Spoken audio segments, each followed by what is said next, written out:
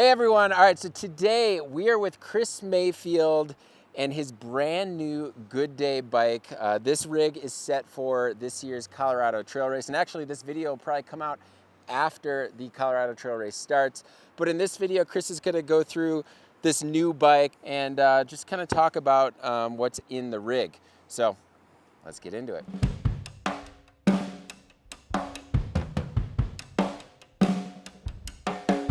But before we do, I just want to let everybody know that this video is supported in part by Surly Bikes. Surly, they make serious steel bikes for people that don't take themselves too seriously. They make bikes that are versatile and durable, that can be dressed up or down for commuting, bike packing, ATVing, gravel grinding, or really whatever you call fun on two wheels. With 15 original dirt-friendly platforms, they offer something that fits just about anyone for any style of riding. So for more on Surly, you can click on the card in the top right corner or also follow the link in the description below. All right, let's get on to it. Hi, I'm Chris Mayfield, 31 years old from Gunnison, Colorado. And this is my rig for the Colorado Trail Race this year. This is a custom Goodday Curiosity hardtail with the integrated frame bags. So the frame bag, top tube bag, saddle bag, and the compression bag were all handmade here in Gunnison, Colorado by Arlie Landry with Curiosity. The bike was handmade here in Gunnison by my friend Chris Besnia, and the paint job here is inspired from one of my dad's furthest flying boomerangs. He started a business back in the 80s called Colorado Boomerangs and would fancy this kind of cool fade through different paint colors and these wild paint splatters. And so the boomerang's called the Delicate Arch, named after the arch in Moab. And so the bike with its subtle curves is the Delicate Arch. On the bags, we got this little squash lizard guy, which is some kind of petroglyph character my dad came up with that he had on several of his boomerangs. On the back side, I got this one-armed snake charmer guy. And on the mini handlebar bag, I got a little kind of boomerang Cocopelli guy.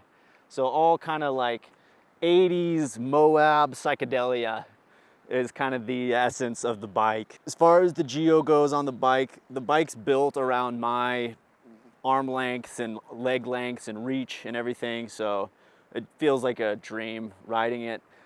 The head tube angle is 63, the seat post angle is 75, so a little more slacked out than a traditional hardtail, but climbs great and descends like a dream. A little bit about the bike.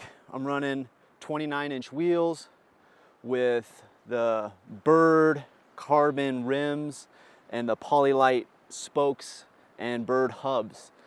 I got the Schwabel Wicked Will tires and with the All-Pro Cush core in the rear and the XC in the front. Drivetrain, I'm running a Shimano Dior rear cassette and derailleur with a 30-tooth chain ring in the front and the race face turbine cranks at 165 mils. And on the front, the fork is a MRP ribbon with 150 mils of travel for those descents, being able to handle the shreddy downhill. On my brakes, I have the Magura Trail brakes. Bars, I'm running the Salsa Rambler. Oh, these are some titanium Hefe bars, is what Chris calls these, named after some guy named Hefe.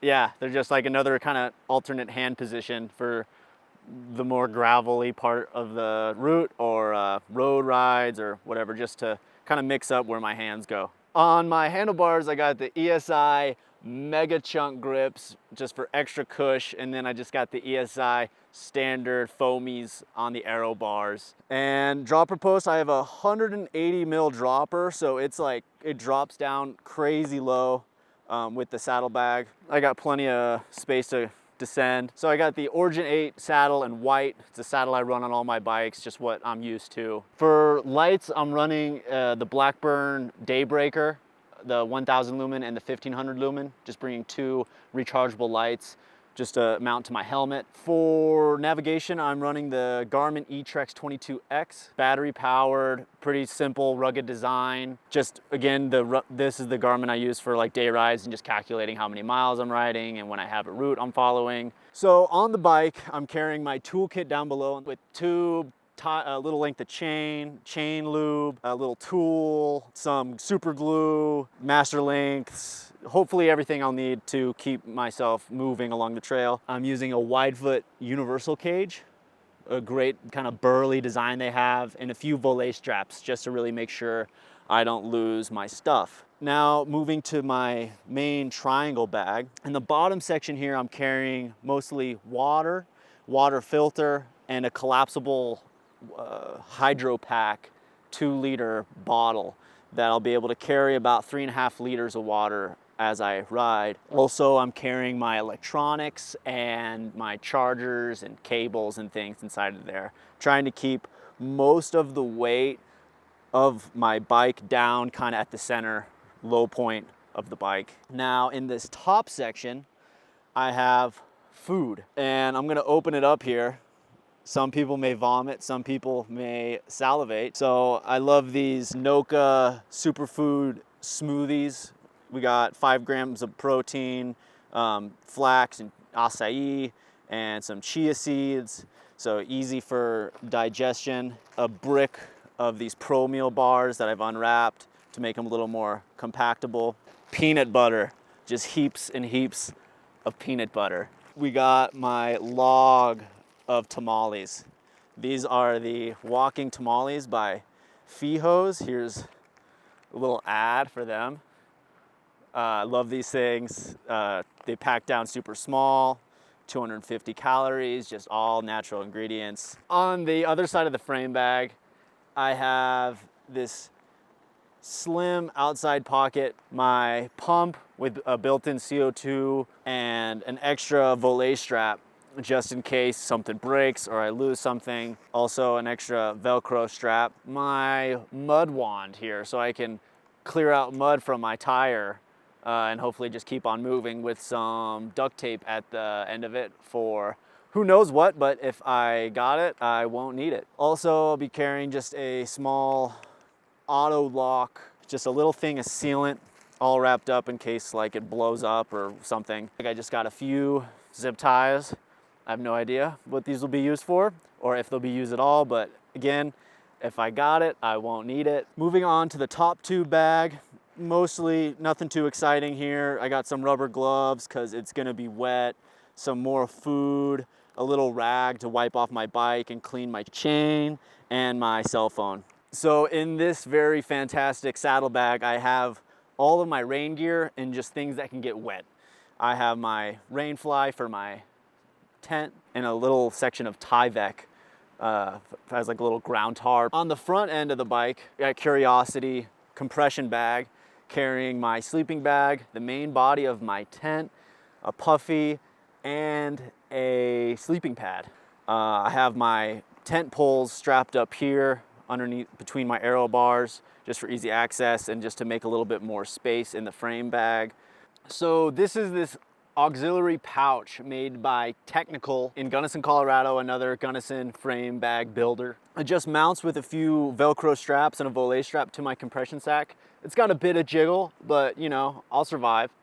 And inside of this is primarily just like things I may want kind of quickly or easy to get, like an extra water filter, some headphones. This is gonna be a bit of a luxury to have on the trail, but when I'm hiking my bike up the mountains, having some tunes will be good.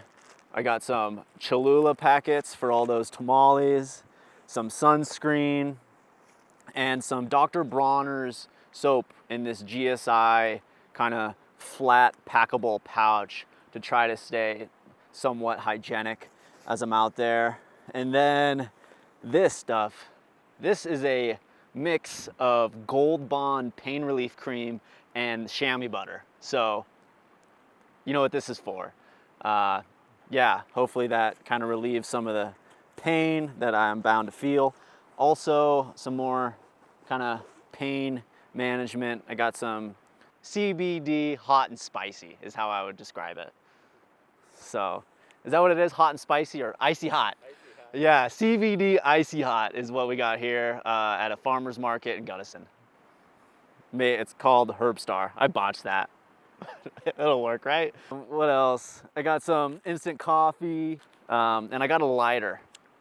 Okay, my stem bags. I got 2 of these AGU stem bags. I bought these offline. I really like the way they mount to the handlebars and the top part of the fork. In one, I'm carrying a water bottle, and in the other, more like Pro Meal bars, my InReach Mini 2, and some of this Embark Coffee Maple Energy. One thing that's kind of cool about this kind of frame bag hydration system is that I got my bladder here in this small sleeve of the top tube bag, and that just runs down to the bladder. So it's kind of like I just gotta bow down and drink the water from the bike. And on my back, I'll be carrying a little runner's vest with some extra layers, some extra snacks, easy to grab like sunscreen. I'm rocking the 2023 bikepacking shoes of the year, the Pearl Izumi Alpine X Summit. These shoes have been great, best shoes I've owned for biking, lightweight. They got nice like grippy sole for all the miles I'm going to be hiking. And they're just great camp shoes too. You can just loosen up the BOA and they feel like cozy. And so I don't feel the need to have to like carry a pair of camp shoes or anything, which is pretty cool. So yeah, this is my first time trying the Colorado Trail. I had no idea up until like 2 years ago that there was even a Colorado Trail race. But I was always interested in bikepacking, and over the last few years just kind of been doing overnighters around the area, and the Colorado Trail was just kind of on my heart to do. Like, I think if it came my time to die and I hadn't given it a shot, I would be pretty bummed. So it's just kind of a bucket list item that I want to go do, and my goal is to finish.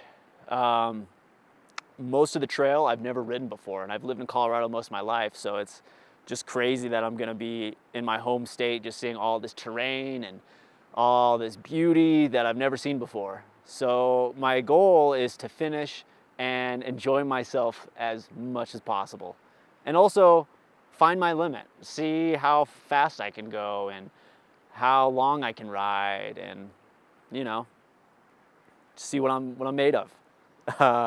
Yeah. Yeah, so this is the first bikepacking race I ever finished. I finished in 9 days and I believe like 8, 9 hours. I feel great. Super stoked that I got out there and just finished it first try. It was a lot of hike-a-bike and just some of the gnarliest downhills just day after day after day. But it was just so fun. Overall, the bike worked great. I had 0 mechanical issues while I was out there. So big kudos to my friend Chris for putting this bike together and building it. Yeah, it was just, everything went about as smooth as it possibly could have. Also, my lighting system worked really great. On the last night, I pushed well into Tuesday morning around 4 a.m. until I decided to just find a flat spot and just rest for a little bit and wrap it up the next day. I was able to use one light for about 3 hours, then it would die, I would recharge it, and then I could use my other light for another 3 hours. And so I was able to get through just a whole night of riding with no problem, which was cool because I had never tested my lights to that extent. Also, my sleeping system worked great.